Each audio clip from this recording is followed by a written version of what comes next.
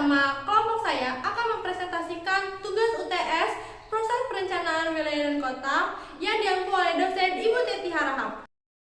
Adapun nama kelompok saya yaitu yang pertama saya sendiri Karunia Wayuni, kemudian ada Elizabeth Banjarnahor, kemudian selanjutnya ada Yosa Melina Tarigan, ada Tri Kumalasari, kemudian ada Rizky Saputri, selanjutnya ada Niken Aditya, selanjutnya ada Fuad Hasim Arza Eko Saputra, kemudian ada Dewi Rizkia Andini, kemudian ada Audrey Novalendra, dan yang terakhir ada Yiki Jayan Tiningrum.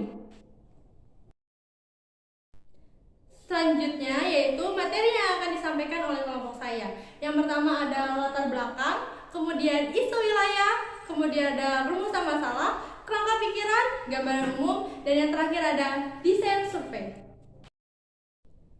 Selanjutnya kita akan masuk ke materi yang pertama yaitu latar belakang. Latar belakang akan disampaikan oleh rekan saya Niken Aditya. Kepada rekan saya Niken, saya persilahkan. Berikut mengenai latar belakang pemilihan Kecamatan Panjang sebagai tempat observasi kami. Seiring dengan perkembangan wilayah yang cukup pesat, mendorong peningkatan pada kebutuhan lahan secara signifikan. Hal itulah yang membuat masyarakat menjadikan tempat tidak layak huni untuk dijadikan tempat bermukim. Hal itu dikarenakan lahan yang dimiliki itu terbatas, namun kebutuhan manusia akan lahan terus meningkat.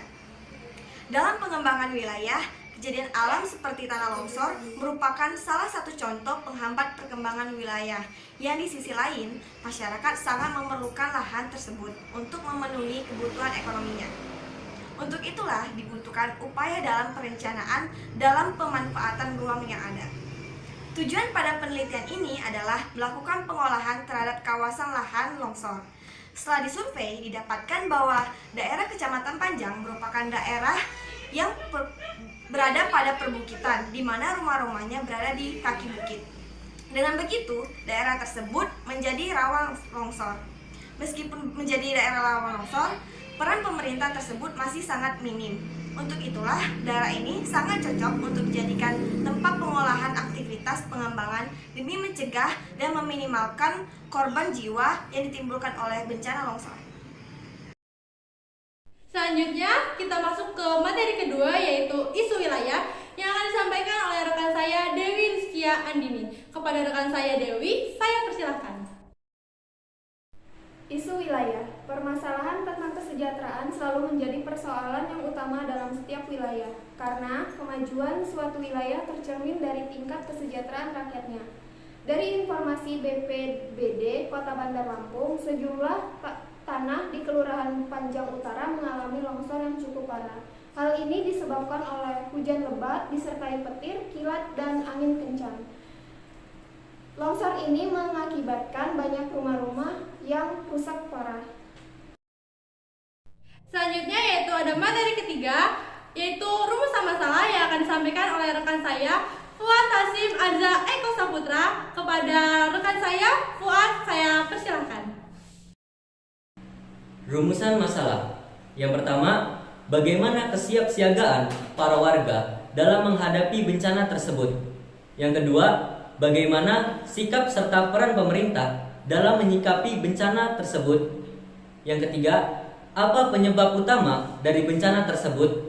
Yang keempat, apa dampak dari bencana untuk kegiatan aktivitas ekonomi masyarakat di sana. Materi selanjutnya yaitu kerangka pikiran yang akan disampaikan oleh rekan saya Audrey Novalendra. Kepada Audrey, rekan saya persilahkan. Selanjutnya ada kerangka pikiran.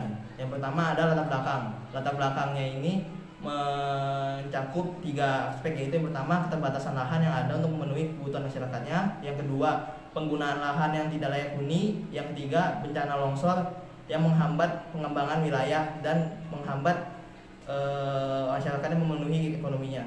Yang kedua ada tujuan. Tujuannya itu melakukan pengelolaan kawasan rawan longsor di daerah Panjang. Yang lalu ada sasaran.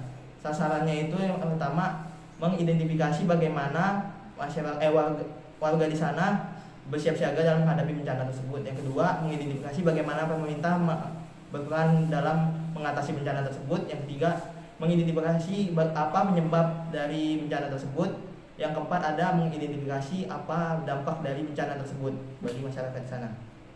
Lalu selanjutnya ada data. Data yang pertama ada masyarakat setempat mengungsi ke daerah tempat yang lebih aman. Yang kedua, pemerintah berupaya turun langsung ke tempat terjadinya bencana. Yang ketiga, bencana longsor diakibatkan oleh erosi yang disebabkan oleh air hujan. Yang keempat, masyarakat kehilangan tempat tinggal.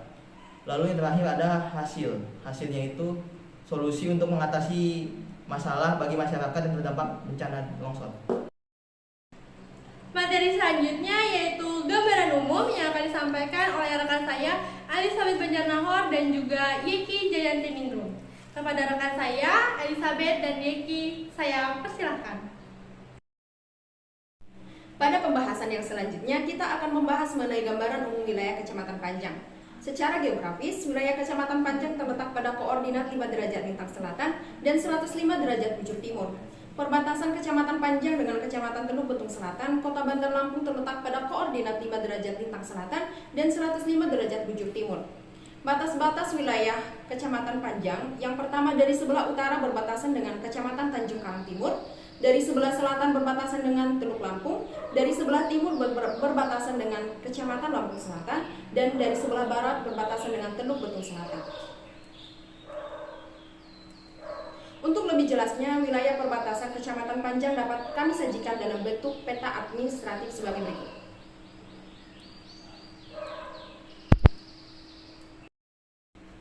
Wilayah Kecamatan Panjang adalah suatu wilayah perbukitan yang bisa dikatakan rawan terhadap bencana longsor. Penduduk Kecamatan Panjang tinggal dan mendirikan rumah di perbukitan tersebut. Bagian lereng perbukitan yang juga ditinggali dan didirikan masyarakatnya oleh rumah-rumah berbatasan langsung dengan rel kereta api. Untuk lebih jelasnya, wilayah persebaran rumah-rumah penduduk di Kecamatan Panjang dapat dilihat di peta sebaran sebagai berikut.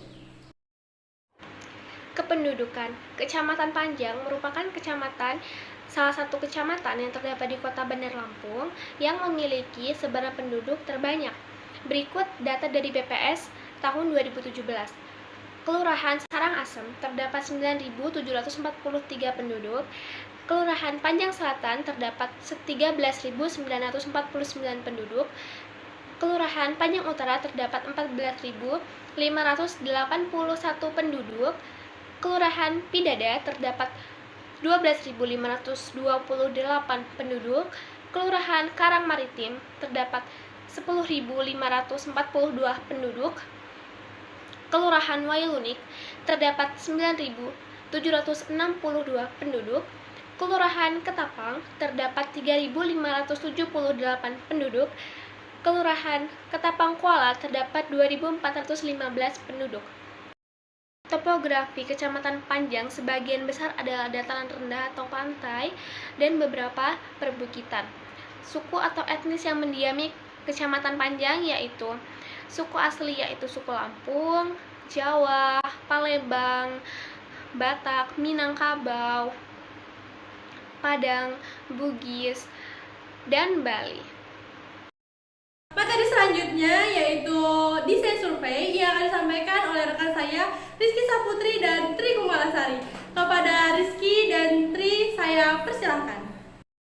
Yang selanjutnya adalah desain survei atau bisa kita sebut dengan metode pengumpulan data. Pengumpulan data dilakukan untuk mencari informasi berupa fakta dalam rangka mencapai tujuan penelitian. Metode pengumpulan data berdasarkan jenis yang dibedakan jadi dua, yaitu data primer dan data sekunder. Yang pertama, data primer. Metode pengumpulan data primer adalah metode dengan diperoleh secara langsung dari sumbernya atau dengan tangan pertama. Metode data primer dibedakan menjadi tiga. Yang pertama adalah observasi. Observasi itu sendiri adalah pengamatan terhadap suatu objek dengan maksud merasakan dan kemudian memahami data secara langsung. Yang kedua adalah wawancara. Wawancara itu sendiri adalah teknik pengumpulan data dengan mengajukan pertanyaan kepada responden dengan jawaban-jawaban yang akan dicatat ataupun direkam. Yang ketiga adalah kuesioner atau angket. Kuesioner atau angket adalah kumpulan data dengan menyerahkan atau mengirimkan pertanyaan untuk diisi oleh responden. Selanjutnya adalah data sekunder. Data sekunder sendiri adalah sumber data yang diperoleh oleh peneliti secara tidak langsung atau melalui perantara. Hal tersebut berarti peneliti berperan sebagai pihak kedua, ketiga, dan keempat. Cara memperoleh data sekunder sendiri melalui perpustakaan, naskah akademik, instansi pemerintah, dan media internet. Berikut adalah beberapa contoh metode pengumpulan data primer melalui wawancara, observasi, dan angket atau kuesioner. Jadi kesimpulan yang dapat kita ambil adalah sebagai berikut. Lokasi Kecamatan Panjang yang terletak di perbukitan menjadikan wilayah tersebut rawan akan bencana longsor. Dalam kondisi tersebut dibutuhkan kesiapsiagaan dari masyarakat akan hal-hal yang mungkin terjadi. Pemerintah juga harus ikut campur tangan dalam pengembangan wilayah maupun masyarakat Panjang dalam meminimalkan kemungkinan terjadi bencana longsor. Perlu diketahui juga, jika bencana longsor terjadi, maka hal itu akan sangat berdampak pada keadaan ekonomi masyarakat. Untuk menghindari hal-hal seperti itu terjadi, maka perlu diketahui hal-hal yang dapat memicu terjadinya bencana longsor, seperti pembukaan lahan ilegal, penebangan pohon secara liar, ataupun penyumbatan sungai oleh sampah-sampah. Suatu daerah yang nyaman untuk ditinggali hanya akan tercipta jika sudah tertanam kesadaran dalam diri sendiri untuk menciptakan keseimbangan alam. Demikian presentasi yang dapat kami sampaikan. Jika ada salah-salah kata, saya minta maaf. Kepada Tuhan, saya mohon ampun. Saya akhiri. Wassalamualaikum warahmatullahi wabarakatuh.